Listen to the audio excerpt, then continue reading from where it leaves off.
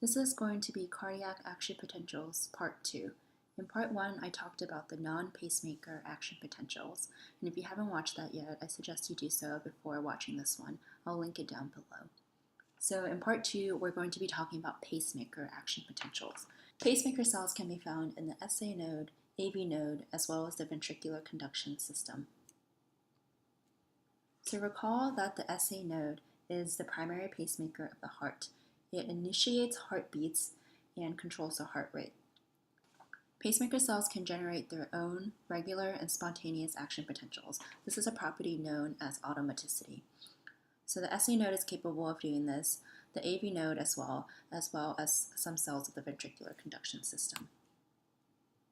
So this is just a schematic showing that any action potential generated by the SA node, so these would be via the pacemaker action potentials, they can propagate down the heart and they can be spread via these gap junctions in these intercalated discs, and then this ultimately results in contraction of the heart. So recall that non-pacemaker action potentials have 5 main phases. Pacemaker action potentials only have 3. They're named a little bit funny because they are named after the phases of the non-pacemaker action potentials. So you'll see what I mean once we draw this out.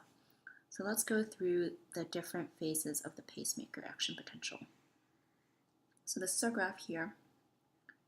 We've got time on the x-axis, and then on the y-axis we've got voltage, so millivolts. And this time we'll start at about -60, and then we can draw 0 up here. And then down here we can track what's happening in the cell over time. So this is the cell membrane, the phospholipid bilayer. This would be outside of the cell. This would be the inside of the cell.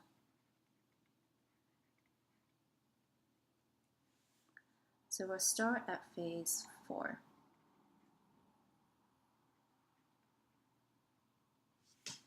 So at phase 4, the main ions that will be outside of the cell are going to be sodium and calcium. And inside the cell, we've got potassium. And at phase 4, we start at about -60 millivolts is what the membrane potential is going to be.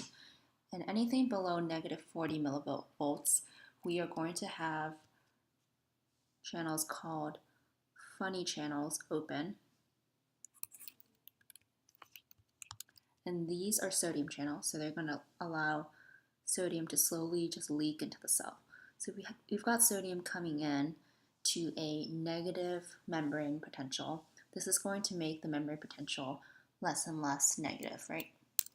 This doesn't happen very rapidly, but rather slowly, so it's a pretty gradual slope. So we can draw that here. So once it gets to about -40, over here, something interesting happens. So then we will arrive at phase 0. So in phase 0, there are voltage-gated calcium channels that open. So these are the same L-type calcium channels that we talked about in the previous video. And because there is more calcium outside the cell than inside the cell, calcium is going to come in. And this is going to cause the membrane potential to become even more positive. So we can draw that in here. It's going to keep becoming positive until it reaches about maybe +10. And then at this point, these voltage-gated calcium channels are going to inactivate.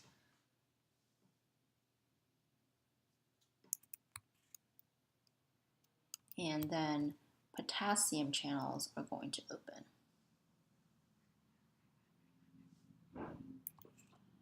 So this is called phase 3.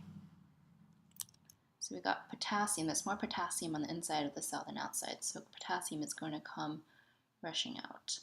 So this is going to be the repolarization stage. So we depolarize with calcium coming in.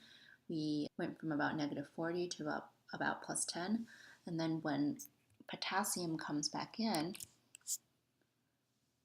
the membrane potential is going to drop more negative.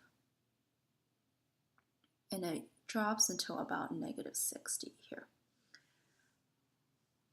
And ATPases reset the ion gradients, and this process can start over again in phase 4. So we called this phase 4, we called this phase 0, we called this phase 3.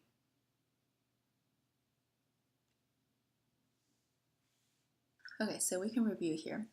So remember, this is phase 4. The memory potential starts at about negative 60. And I want to note here that the pacemaker cells do not really have a true resting memory potential because it's kind of always on the move. So even at negative 60, the funny channels are open and there's an influx of sodium. So sodium's going to come in, and at about negative 40, that's when we have the calcium channels open. So it says over here, so calcium influx, this is going to be phase 0. So since calcium is coming into the cell, that's more positive charge into the cell, so we're going to have this depolarization. And then at this point, the calcium channels are going to inactivate and potassium channels are going to open, and you have a potassium efflux, because remember, potassium is more abundant inside the cell, and we've got positive charge leaving, so then we've got this repolarization, so that's phase 3. And it repolarizes into about negative 60, at which point the ion gradients are reset by the ATPases, and then the process begins anew. All right, that's pacemaker action potentials. Thanks for listening, guys.